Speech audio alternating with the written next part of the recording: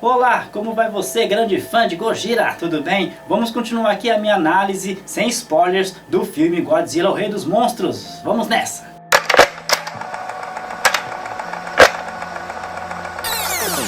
Vamos falar então sobre a trilha sonora do filme. É um espetáculo à parte, tá? Se você é fã, você vai encontrar vários momentos ali que, sabe, toca o coração. Toca o coração. Quando toca a trilha sonora original do Gojira, do primeiro filme, né, que depois aparece em vários filmes, em todos os filmes do Gojira, na verdade, não é em vários, é todos os filmes do Gojira aparece a trilha sonora do Gojira.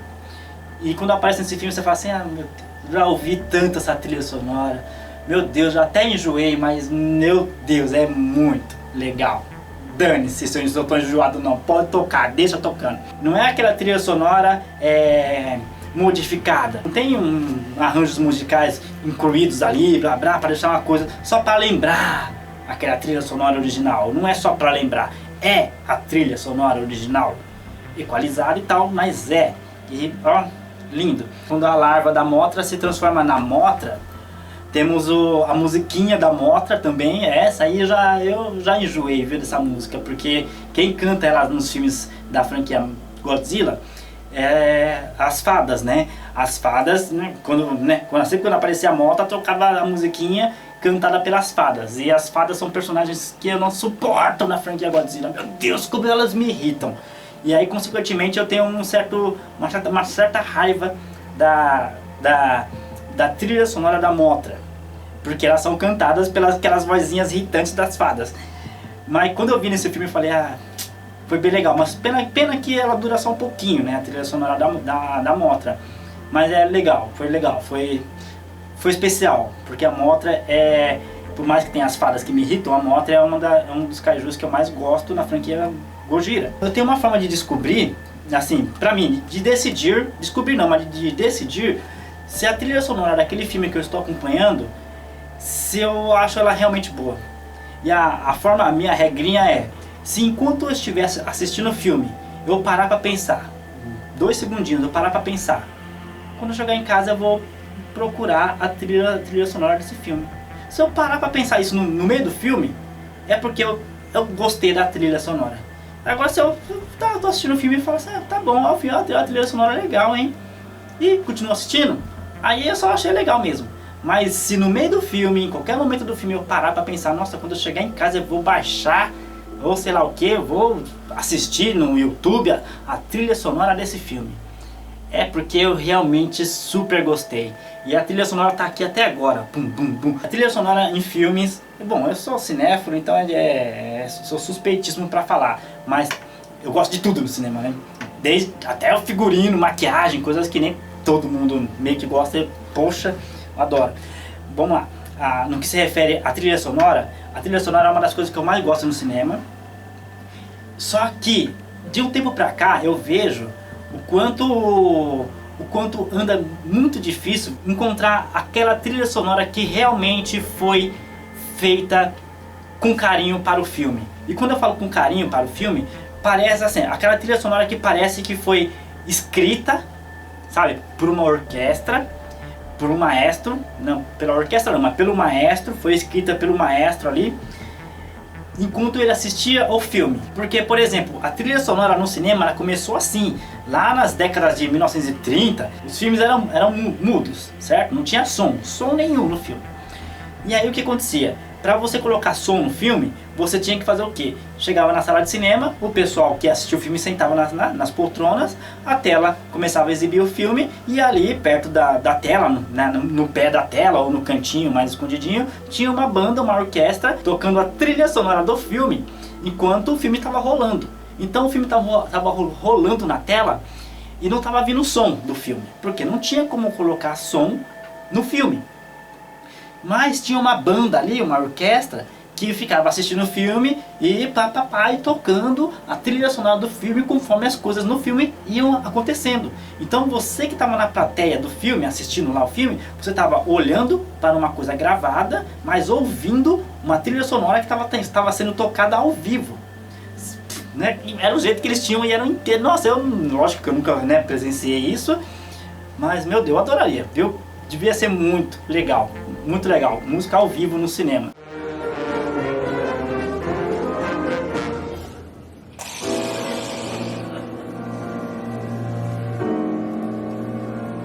Isso gerou uma seguinte situação no que se refere à trilha sonora. As trilhas sonoras, elas eram intrínsecas ao que estava acontecendo no filme.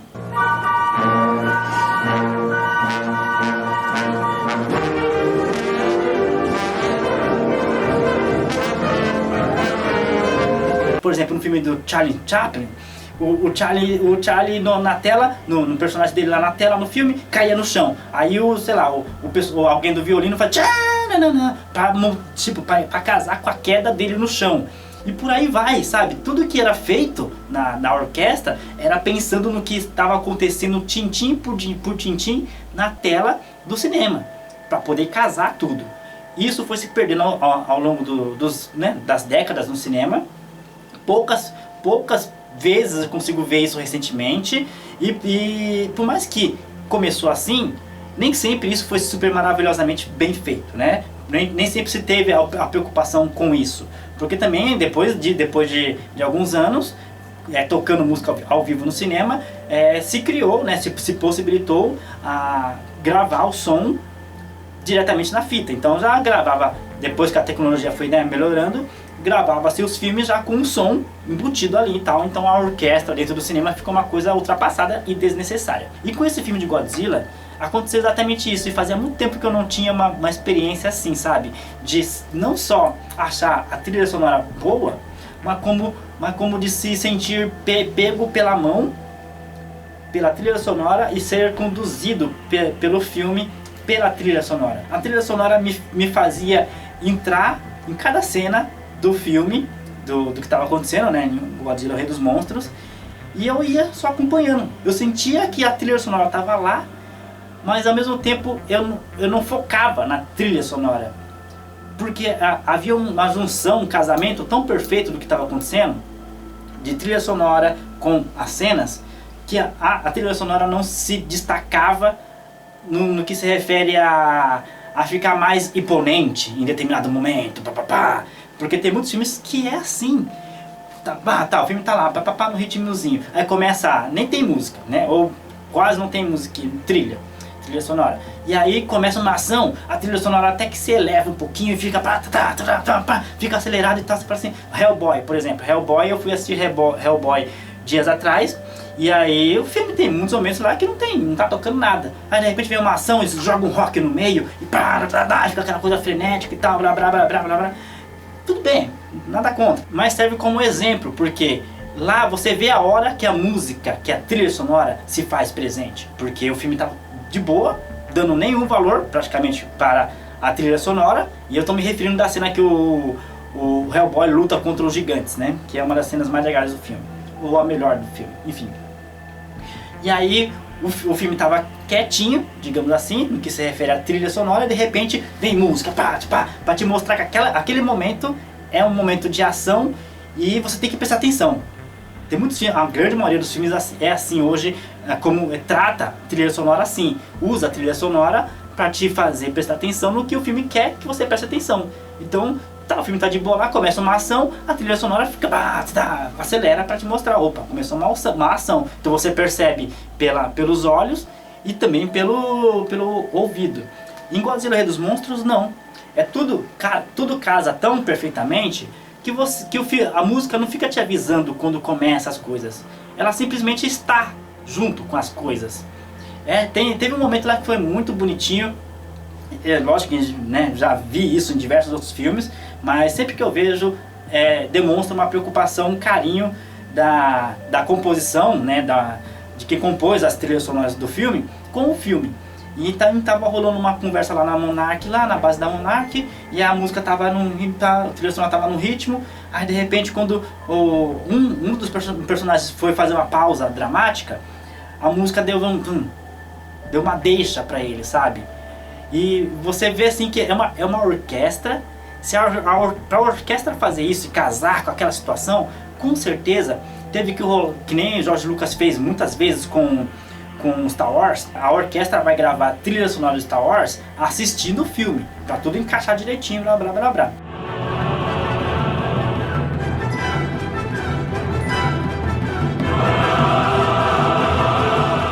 Eu fico pensando, quase certeza que Godzilla, o Rei dos... Depois eu vou pesquisar, mas quase certeza que Godzilla, o Rei dos Monstros, a trilha sonora foi inteirinha gravada, ou não inteirinha, mas grande parte foi gravada, enquanto o maestro e a orquestra assistiam ao filme, num telão, né, como o George Lucas fez várias vezes com Star Wars. É o modo mais clássico de você colocar trilha sonora em filmes, porque foi assim que começou o cinema, no que se refere à trilha sonora. A trilha sonora começou assim.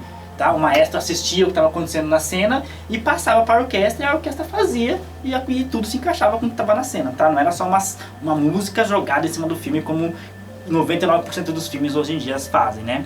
E aí eu realmente fiquei com essa sensação de que Godzilla, Rei dos Monstros, teve a trilha sonora criada dessa forma, com a orquestra acompanhando o filme inteiro e pá, pá, pá, agora o Godzilla tá vindo para bater, agora ele caiu, sabe? E a trilha sonora, ela trabalha nesse filme, porque o filme ele tem um ritmo muito cadenciado, ele é muito dinâmico, e tem Monark conversando, tem a família, né, a Madison, a Emma interagindo, tem os kaijus brigando e destruindo as coisas. Então a trilha sonora vai e desce, acalma quando vai lidar com a Monark, acalma e fica tensa também, porque tem vários momentos assim de bastante tensão. Você fica assim, o que vai acontecer? Pelo menos eu fiquei. E aí tá tensa, tá calma, e aí depois, pum, dá uma aceleradinha, né? Eleva-se, né? Em termos de ficar mais vibrante. Quando os kaijus, né, estão brigando e tal. Mas tudo isso, como tudo encaixa com as cenas, você não fica assim, opa, você viu a trilha sonora tá querendo me avisar alguma coisa. Como em vários filmes por aí. Aqui, a trilha sonora não quer te avisar nada. Ela só está te acompanhando na história. E é assim que tem que ser. A trilha sonora não tem que te avisar o que está acontecendo. A montanha-russa da trilha sonora aqui é sensacional. Porque o filme é uma montanha-russa de tensão, de ação e um certo drama. E a trilha sonora está em todos os momentos. E você juntar tudo isso com músicas clássicas da franquia Godzilla, é assim, sabe, pra quem é bom ser fã de Godzilla e ir ver esse filme, porque você se sente assim, tipo, eu sinto que ganhei um dos maiores presentes da minha vida cinematográfica, né, de fã de cinema, de cinéfilo, com esse filme, sabe, assim, tudo que eu gosto de cinema foi muito bem feito com esse filme. Continuando a falar do som em si, não só da trilha sonora, mas do som em geral, inclusive da trilha sonora, teve um momento no filme que eu falei assim, uau, o pessoal do design de som desse filme teve que trabalhar, porque tem um momento lá, sem dar spoilers, a doutora Emma e o Mark estão procurando a Madison e gritando, Madison, cadê você e tal, e o Godzilla e o Ghidorah brigando ali perto, e assim, é bem pertinho mesmo, coisa de alguns metros. E no meio, ou seja, tem rugido de Godzilla, tem rugido de Ghidorah, tem o som do tremer do chão, deles brigando ali perto, de destroços quebrando, caindo e tal, e tem a mãe e o pai gritando pela filha, e tudo isso com uma trilha sonora também jogada em cima, todos esses sons casando para formar uma única situação. E tudo chegando nos seus ouvidos de uma forma assim, equilibrada. Porque tem muitos filmes que tá acontecendo uma coisa gigante lá atrás, tipo, sei lá, tem um monstro brigando, ou tá acontecendo alguma coisa lá atrás. O bicho tá pegando, tem até guerra, filme de guerra também tem muito isso. O bicho tá pegando lá atrás, tá caindo bomba, não sei o que, blá blá. E a câmera tá aqui focada no primeiro plano, que, sei lá, tem um soldado aqui em primeiro plano. Aí o som, o design de som, ele abaixa o som do background, né, do que está ao redor daquele personagem que está no foco, e dá o foco só no que aquele personagem está falando para um outro personagem. Então todo o som da guerra, de bombas explodindo ali atrás, fica abafado, enquanto o que está sendo dito pelos personagens fica elevado. Aí você fala assim, é lógico que foi uma jogada, né, do design de som, da edição de som ali, para nos deixar nossos ouvidos em foco do que está sendo dito pelos personagens e não das bombas explodindo. Mas numa guerra, não é assim. Numa guerra você vai ter que gritar, não sei o que, pede pro capitão fazer isso, e bom, bom. Sempre odiei isso no filme de guerra, sempre. E aqui teve esse momentozinho que eu falei assim, meu, o design de som, a equipe de som aqui, edição de som, eles trabalharam muito bem. Porque tá tudo lá juntinho, tem voz da Madison, voz do Mark, voz da Emma, voz, rugido do Ghidorah, do Godzilla, coisa se quebrando, tudo junto, trilha sonora e tudo, sabe, equilibrado. Todos os sons chegam nos seus ouvidos, você ouve tudo. Isso é bom, isso deixa o filme mais real, porque se tá ali, você tem que ouvir. E o filme tem essa preocupação, sabe?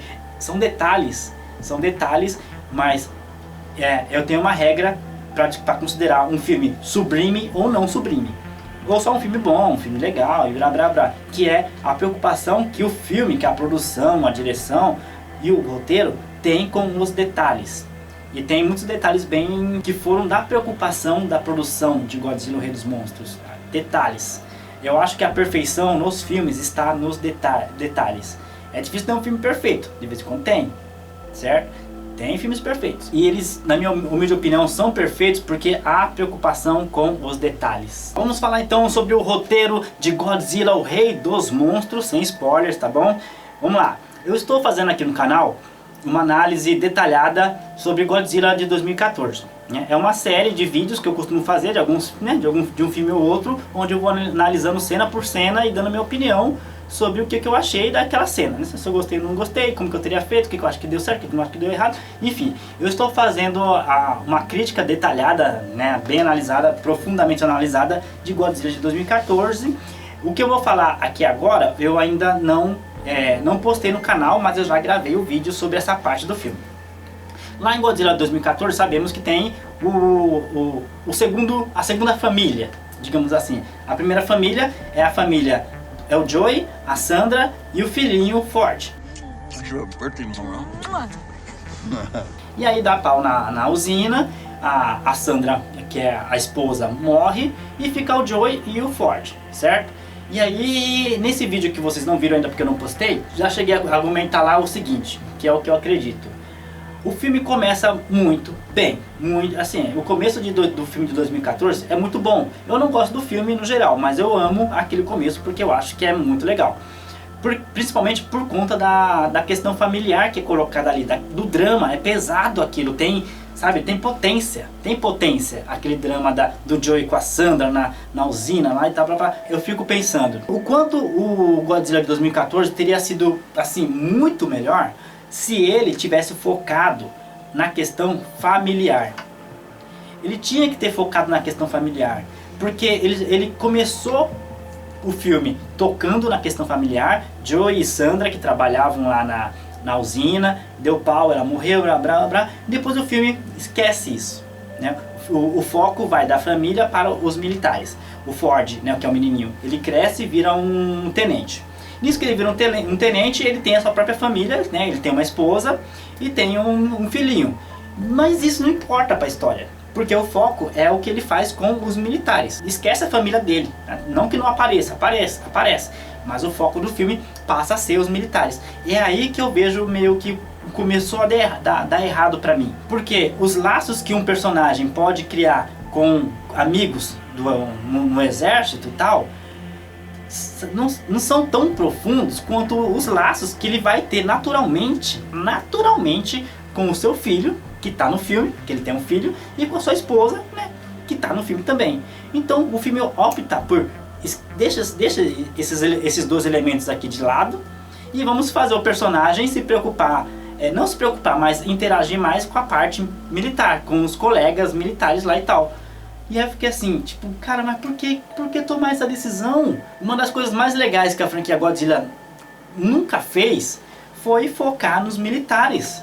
Nunca teve o foco nos militares. Bom, pelo menos eu não lembro de nenhum filme do Godzilla, e olha que são vários, né? Não lembro de nenhum filme que teve um foco nos militares.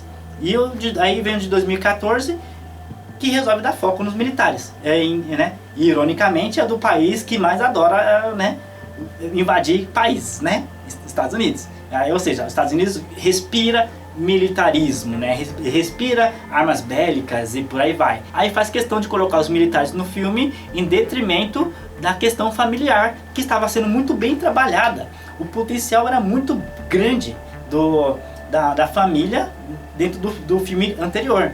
Porque era o Joey e a Sandra, né, o casal. E aí ela morreu na usina. Aí sobrou o pai, o Joey e o Ford, menininho. Aí eles, né, o pai envelhece um pouco mais, o Ford, alguns anos depois, cresce, e era pra continuar a relação deles ali até o final do filme, né? Tipo, lidando ali, papá. O Ford não acreditava no pai, porque o pai achava que o desastre na usina não foi natural e tal, blá blá blá blá. Enfim, era pra ter um desenvolvimento que começou no começo do filme e acabaria no final do filme. Talvez com o Ford se redimindo pro pai e falar: pai, tu tava certo, tudo isso tem a ver com monstros gigantes, eu não acreditei no senhor, ninguém acreditou, me desculpe, eu não... Sabe, devia ter seguido nessa linha e não ir pros militares. E aí eu sempre fiquei triste com o filme de 2014 por conta disso. Muito mais do que do fato do Godzilla não ter aparecido tanto.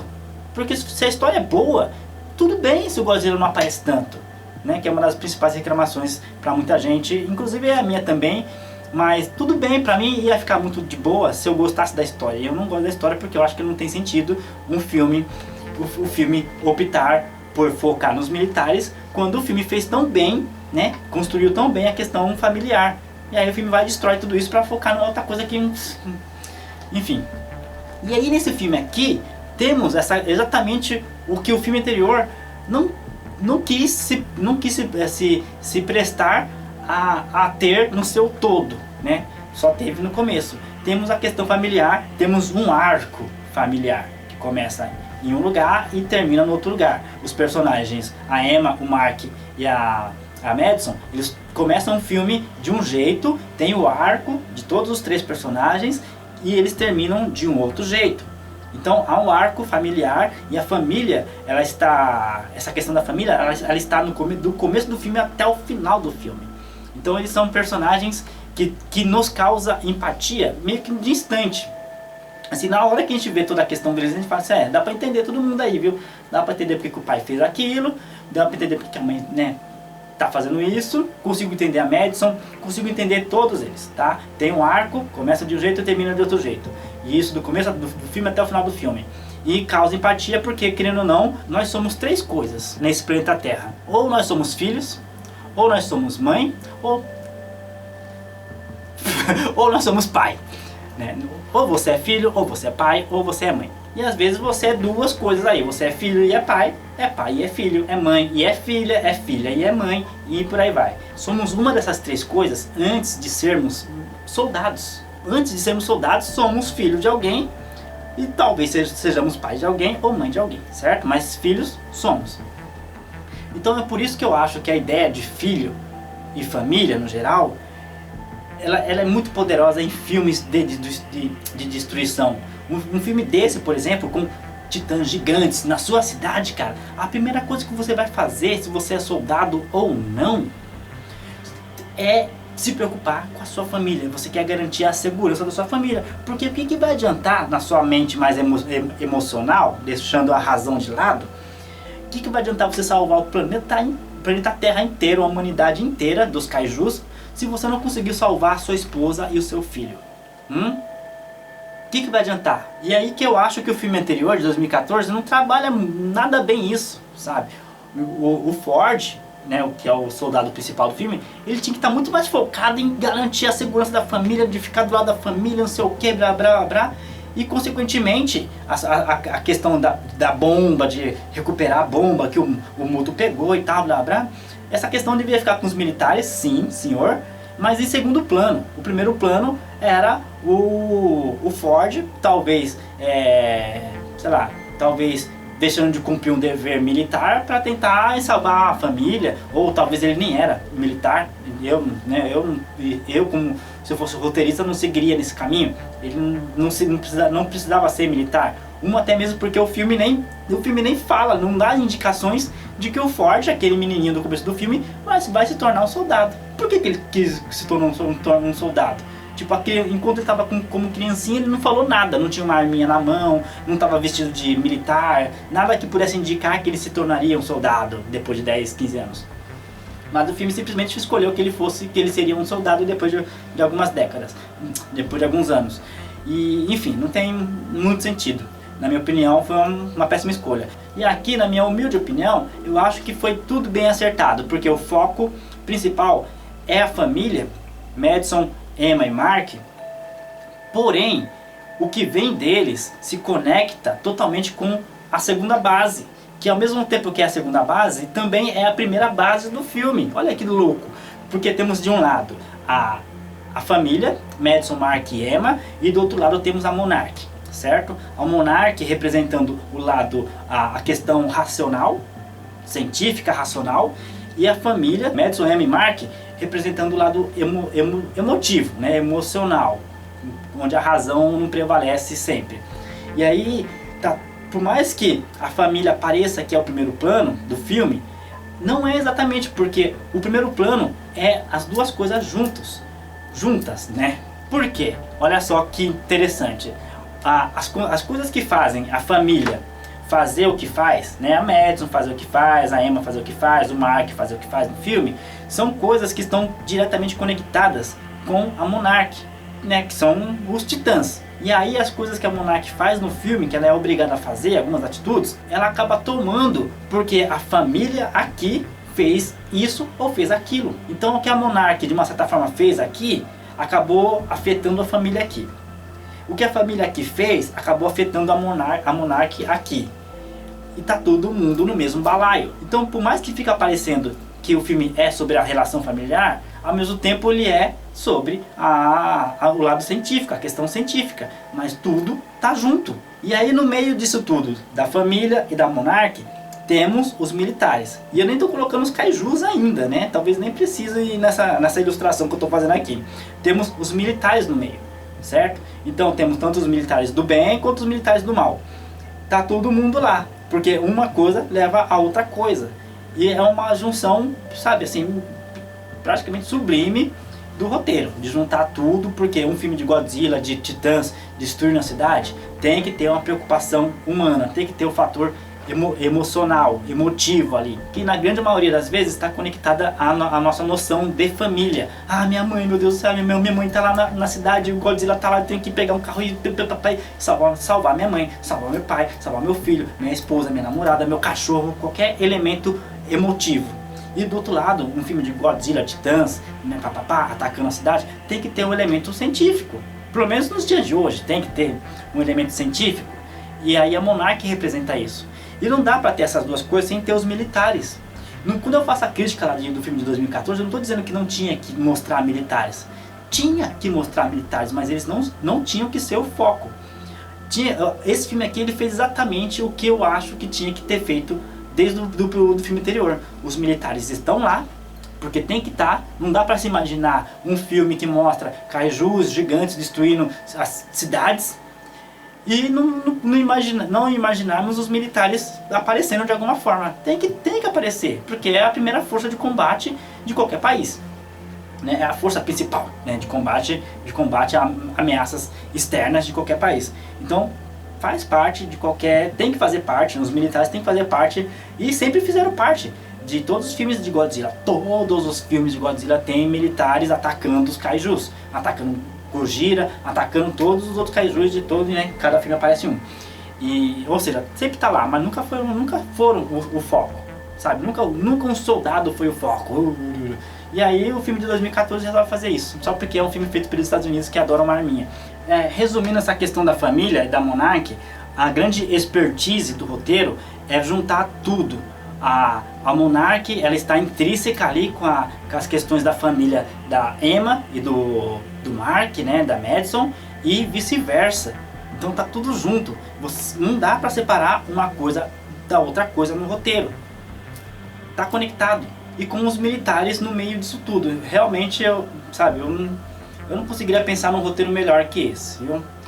Podemos reclamar da execução de algumas coisas, podemos, mas da criação, da estrutura do roteiro em si, é perfeito, viu? É perfeito. Você pega tudo que um filme de Godzilla tem que ter. Tem que ter o emotivo, que é a questão familiar. Não precisa necessariamente ser familiar, pode ser namorados tentando se ajudar, não precisa ser exatamente familiar, mas tem que ter um laço afetivo, um laço emotivo ali.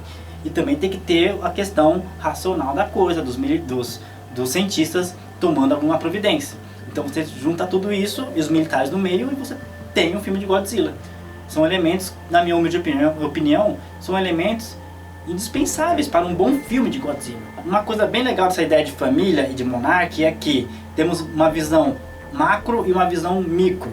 A visão micro temos quando as questões são da família da Madison, né? A família Russell, que é a Madison, a Emma e o Mark. A visão fica micro, porque é só aquela família, é o que aquela família passou no passado recente, e o trauma que aquela família tem, a dor que aquela família carrega por coisas que aconteceram no passado e tal. Então é uma coisa micro, é a dor daquela família, daquele grupinho de 3 pessoas dentro de um planeta tão grande quanto o planeta Terra. Então temos uma coisa micro aqui, e ao mesmo tempo temos uma coisa macro do outro lado, que é a Monarch, porque a Monarch, ela está lidando, por mais que é um grupo ali de algumas pessoas, eles estão lidando com coisas que vão impactar a humanidade inteira. Então cada decisão da Monarch é pensando na humanidade inteira. E isso gera uma visão macro da coisa. Enquanto a Monarch está na visão macro, a família está na visão micro. E as duas visões, os dois âmbitos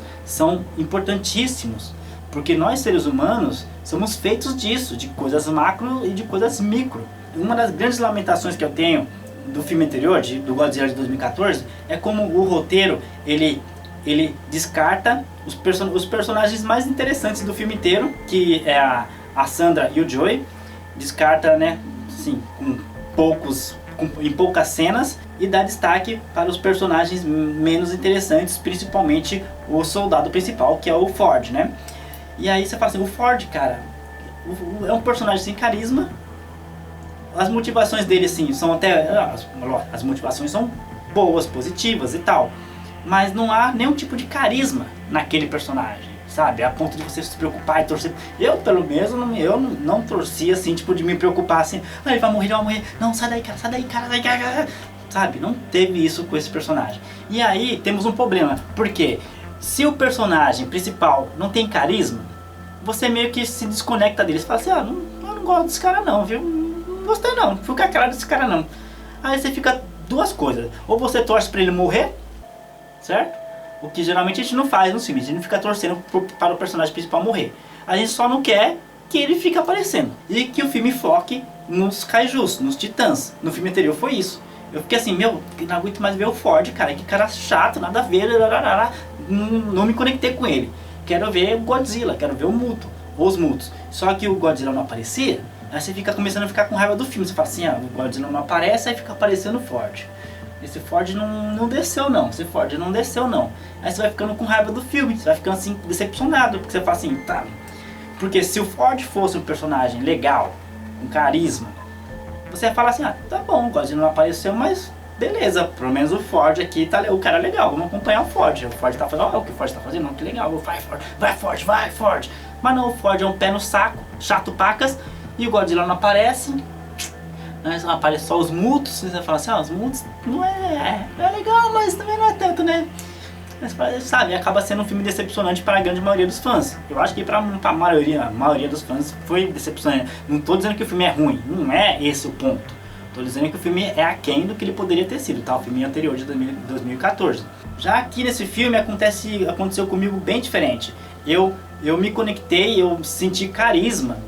Posso até não me ter me conectado exatamente com todos, mas eu senti carisma por todos, a ponto de eu torcer por eles. Toda vez que os kaijus estavam ali lutando ali perto das naves da Monarch, eu ficava assim, não gente, sai daí, eles estão vindo, sabe? Quando tinha um menor risco do pessoal da Monarch se ferrar, de morrerem e tal, eu ficava assim, ai caramba. Às vezes eu faço isso, tá? Quando eu tô assistindo um filme que me prende, que me prende, que me causa uma tensão, eu costumo colocar a mão no dente, na boca, e ela aperta. Aí fica assim, caramba, sai daí. Aí sai, às vezes eu faço isso. E nesse filme eu fiz 2 vezes. Por falar em carisma, olha como que é legal. Enquanto o Ford do filme anterior, nem palavras eu tenho mais pra esse personagem, teve uma personagem, não vou lembrar o nome dela, que é a piloto principal da Monarch. Ela é a piloto top lá, que pilota o helicóptero, né, as naves da Monarch. Tem uma parte do filme, que sem dar spoilers, que ela tá com um helicóptero, tem a nave principal da Monarch e ela tá com um helicóptero, certo? Com um helicóptero, esse helicóptero tem que entrar dentro da nave principal da Monarch, que é bem maior. Só que ela tá com o helicóptero tá danificado e tá se matando para chegar até a nave. Enfim, aí acontece uns negócios lá e ela, não vou conseguir, não vai dar. E eu fiquei assim, ai, cara, não vai. E eu fiquei tipo torcendo pela piloto. Eu fiquei, vai piloto, você consegue. E aí quando ela consegue entrar na nave lá, tipo, é de uma forma tão tensa, sabe? Tensa e intensa.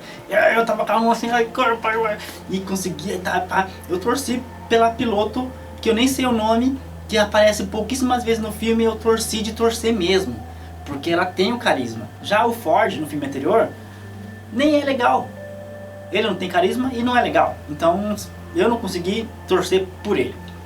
Se ele tivesse numa situação lá que tá vindo um muto pra pisar nele, eu ia falar, pisa, muto. Pisa, cara. Esmaga.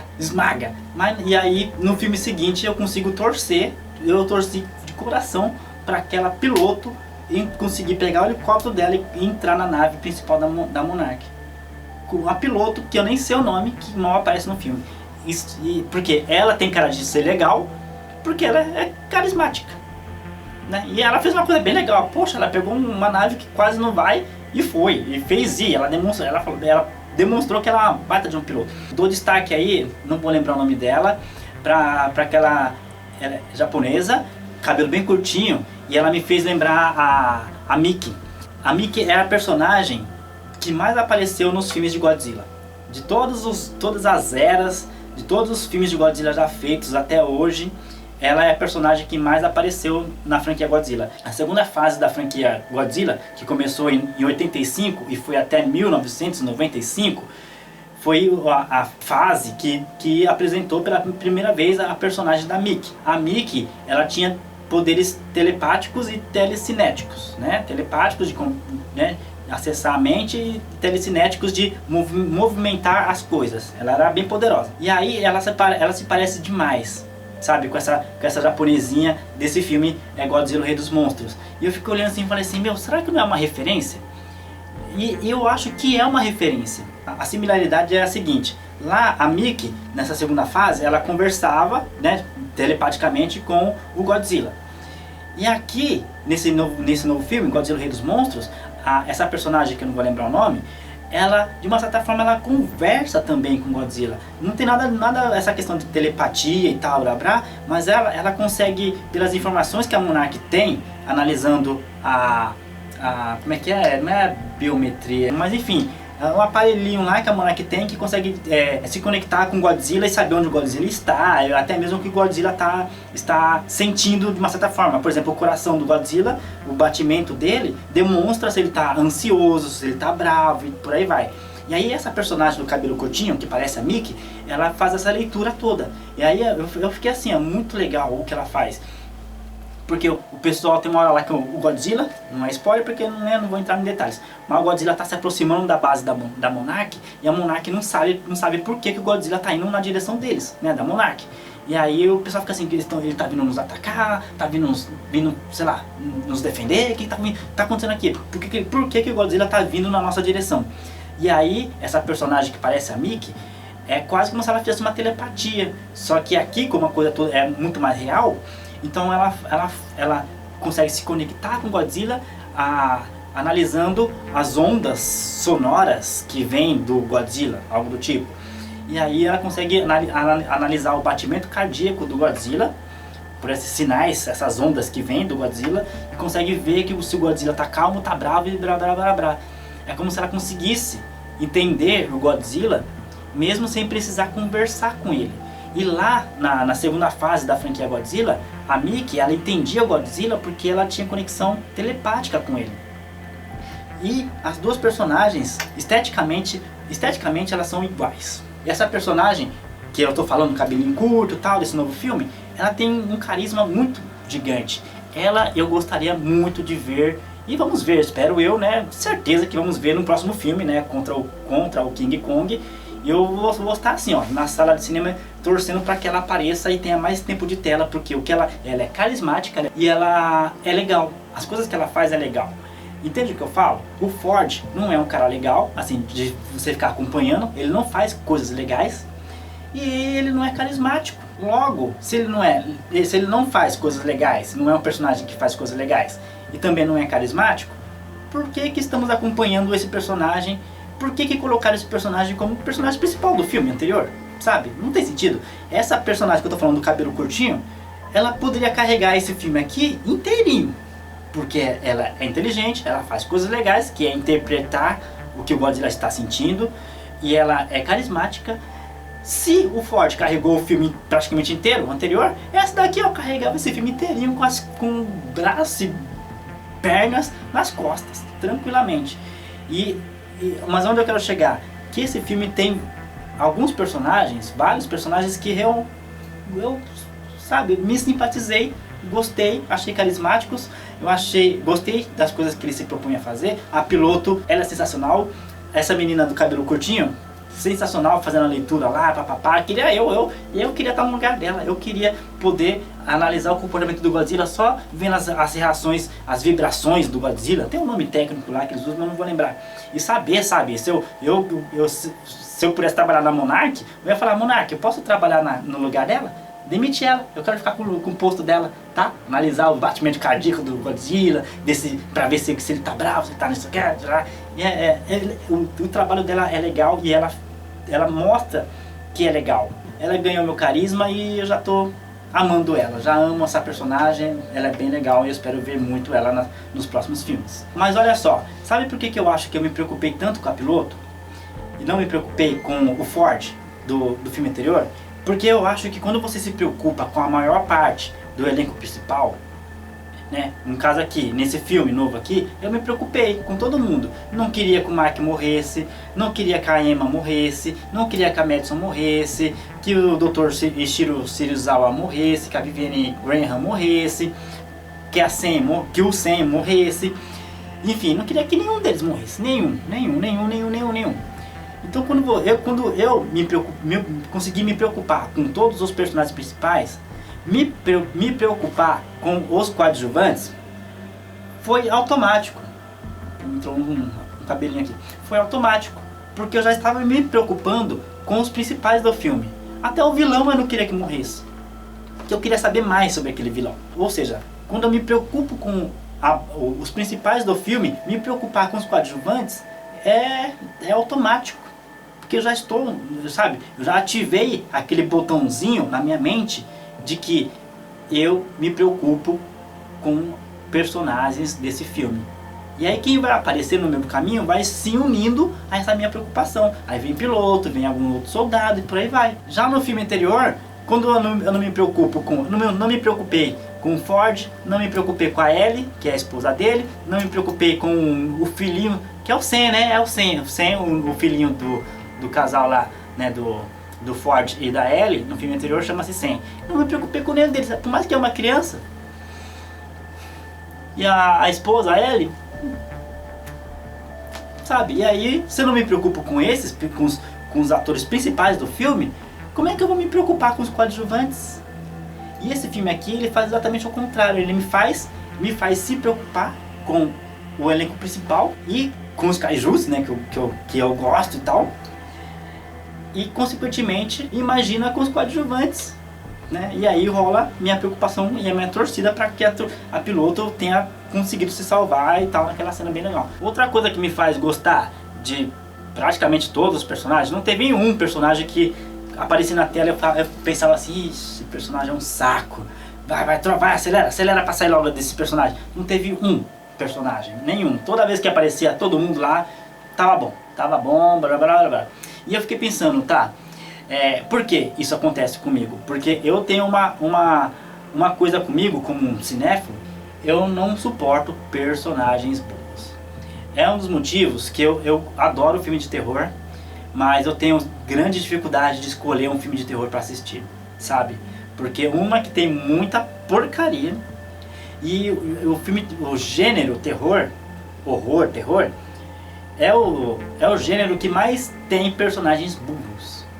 E aí eu fico bravo com os personagens burros. Tá na cara que não é pra você entrar aí.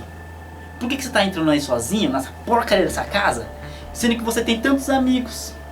Seu pai é policial, você tem uma arma em casa. Por que tem que entrar agora nessa casa que tá toda escura, com um barulho sinistro lá dentro, hein? Por que você não chama o vizinho pra te, sei lá, ô vizinho, eu vou entrar nessa casa aqui, se eu não voltar em 10 minutos, chama a polícia, tá bom? Não é não, você simplesmente entra na porcaria da casa que tá na cara que você vai se ferrar. Isso só dando um exemplo bem besta, né? Em filme de terror, comigo é difícil, viu?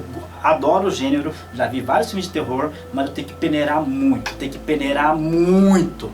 E quando encontro um filme de terror, ainda assim não é aquele, sabe, nossa, não é. É assim, é bom, hein? Mas não é aquele, nossa. O último filme bom de terror que eu vi, que eu realmente assim falei, nossa, esse terror é incrível, foi Um Lugar Silencioso. Foi o último terror que eu vi, assim, porque os personagens não são burros. Aí aqui, o que me faz gostar dos personagens é exatamente isso, eles não são burros. Todo mundo é inteligente, todo mundo tem uma sapiência, de uma certa forma.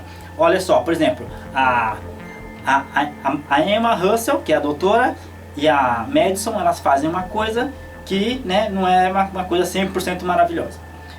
E aí elas não demoram para perceber que erraram. Elas sozinhas percebem que estão cometendo um erro. A Monarch tá lá fazendo as coisas, tentando encontrar a melhor forma de evitar o caos, de salvar o planeta e tal. E eles sozinhos, né, conversando entre si lá, eles conseguem desvendar as coisas e descobrir a melhor forma de fazer as coisas, de salvar a humanidade. E aí, voltando para a família, né, a Madison e a Emma, elas não ficam presas por tanto tempo numa ideia que é ruim, uma ideia errada, uma ideia que é furada. Elas, assim, sabe, percebem que não foi uma boa ideia não, vamos voltar atrás, e volta atrás. Então, sabe, são personagens que chegaram para fazer uma tal coisa, fizeram tal coisa, viu que não foi uma boa ideia e tenta desfazer essa coisa que fizeram por conta própria. Então há uma sapiência, você entende o que levou elas a fazer aquela coisa e você compra a ideia do ritmo que faz elas voltar atrás. Elas não demoram para voltar atrás. Assim que acontece uma determinada coisa lá, uma descoberta, elas não foi da forma que imaginávamos, então vamos desfazer. Sabe, é tudo assim, elas demonstram serem inteligentes. Então nisso que os personagens não são burros e fazem as coisas acontecer, eles têm atitude, certo? Eles têm atitude. Nisso que eles têm atitude e fazem as coisas acontecerem e são carismáticos e alguns deles fazem coisas legais, como pilotar um helicóptero de uma forma incrível, como lidar com decifrar o que o coração do Godzilla tá passando de mensagem, sabe? Aí você tudo vai juntando pra você criar um carisma, pelo menos comigo, criar um carisma por esses personagens. Você fala assim, eu gostaria de ver todos eles de novo, viu? No próximo filme aí, tomara que eu veja o pai, o Mark, a Emma, a Madison, essa doutora do cabelinho curto. Eu quero ver todos eles de novo, todos. Interessante que eu realmente gostei de todos os personagens e eu fiquei um pouquinho triste por ter gostado tanto dos personagens e o filme ter 2 horas e 12 minutos, sabe? Eu fiquei assim, sabe, por mim podia ter 5 horas, porque essa galera é tão legal de se ver no filme, que eu veria o filme por 5 horas. Eu queria que o filme tivesse 5 horas para que todos esses personagens que eu gostei tanto de ver, tivessem mais tempo de tela e eu pudesse conhecer mais eles. E é engraçado isso, porque de fato na franquia Godzilla, eu particularmente com a franquia Godzilla, desde o primeiro filme lá de 1954 até os últimos, os personagens humanos, dá pra contar, sabe? Dá pra contar na palma de uma mão os personagens que eu gostei, de todos os filmes. Porque no geral, assim, eu quero que a maioria dos personagens humanos se lasque. Não tô nem aí. Não torço pra morrer, também não é esse ponto. Mas eu quero ver as brigas. E quando os humanos aparecem, eu sei que faz parte, que tem que fazer parte, tem que ter seres humanos nas histórias do Godzilla. Mas eu, sabe, não dou tanta importância assim. E nesse filme, não. Me importei, gostei de todos os personagens. Estou tentando puxar algum personagem aqui que eu não gostei, mas não tá vindo nenhum na mente, porque todos os principais eu gostei. Todos. A questão do carisma, que eu já falei, ela é muito mais mérito dos atores e das atrizes do que do roteiro. No roteiro vai chegar lá e falar, o roteirista, o personagem do Mark tem muito carisma. Aí você contrata um ator que não tem carisma nenhum. Dane-se se o personagem tem que ter carisma. O ator não tem. Então o ator não vai conseguir entregar o carisma que o roteirista colocou no personagem. Certo? Então sempre que um personagem tem carisma, é mérito do ator e da atriz. Certo? E aí eu penso, se eu achei que todos os personagens tiveram um carisma, é porque o elenco é muito bom. E de fato o elenco é muito bom. O elenco é muito funcional.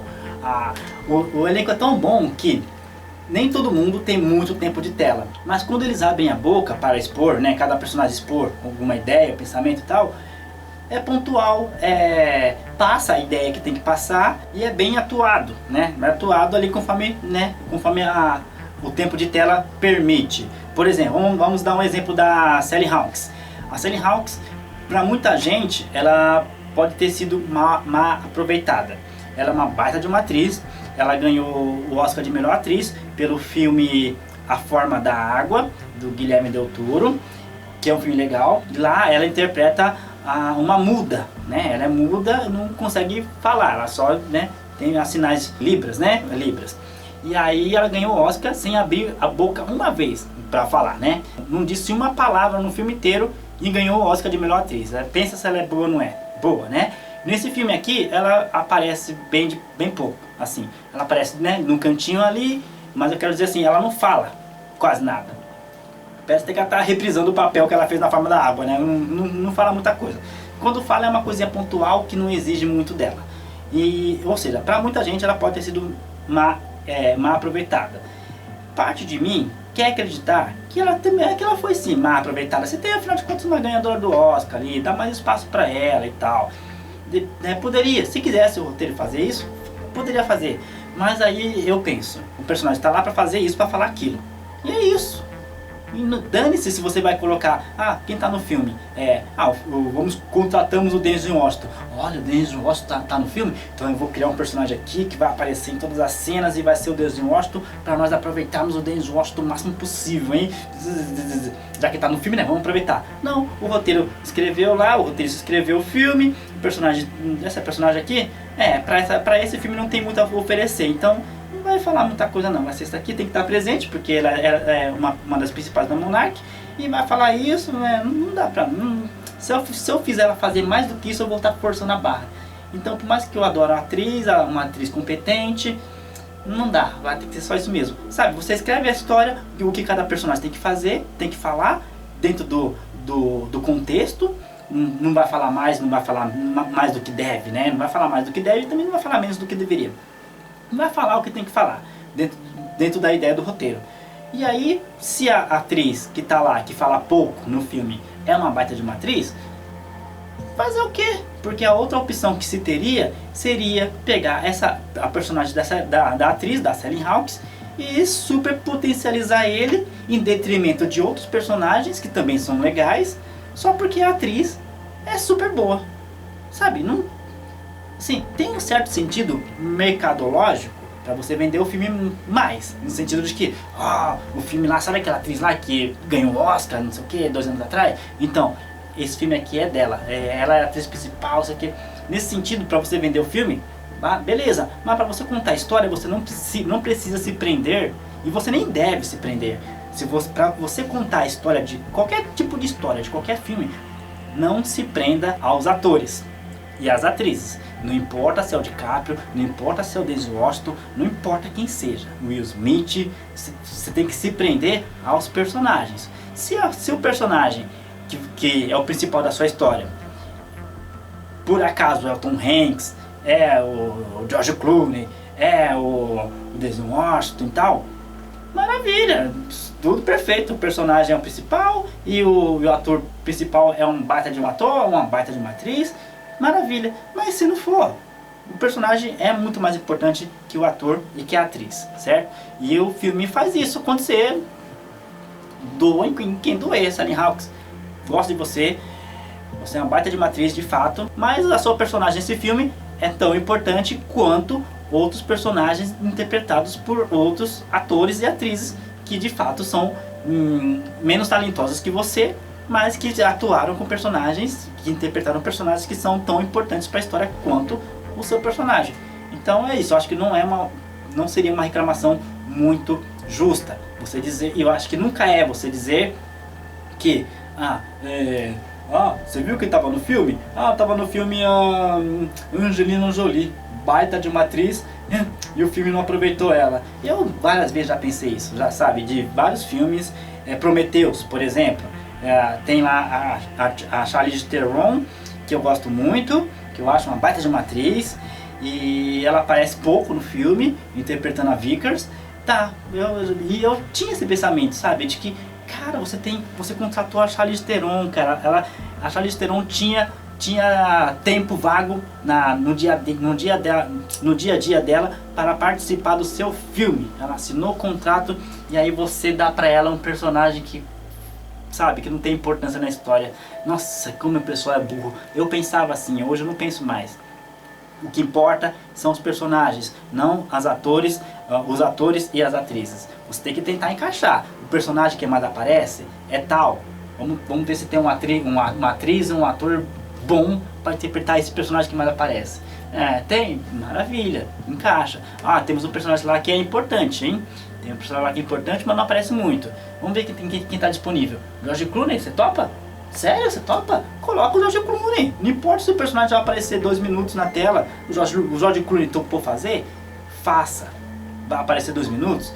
Faça. Só que você não vai mudar o roteiro inteiro só para aumentar aquele personagem por mais tempo de tela, só porque o George Clooney quis aparecer no filme. Dane-se. Se quer aparecer no filme? Beleza. Só que vai ser interpretando aquele personagem que já está escrito para aparecer em 1 ou 2 cenas e só. Hoje eu penso assim, eu acho que assim é o certo e doa a quem doer.